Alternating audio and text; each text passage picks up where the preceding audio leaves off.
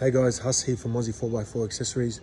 Just today installing one of our most popular Bullbars, Safari, on a Toyota Hilux 12 to 15. Same chassis rails as the 05 to 11 as well. So at this point we're at where we've already removed the bumper bar, removed the grille, removed the side bumper bar clips that hold the bumper bar. These you don't need to cut all the way towards the end, just your mud guards. Your guard liner, sorry. If you can see, a lot of guys email us just regarding here where it's how do these brackets, L looking weird looking brackets look. So they sit over here, if you can tell.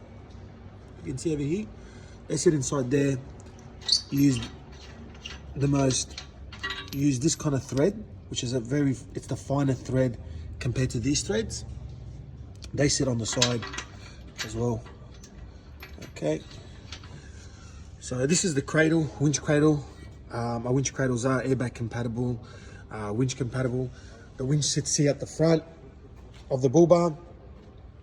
And by this point, because the bull bar is about to go on, you should have your winch here, and you should also have your wires basically already run down for you, which is your LED blinker, your parker, and your earth.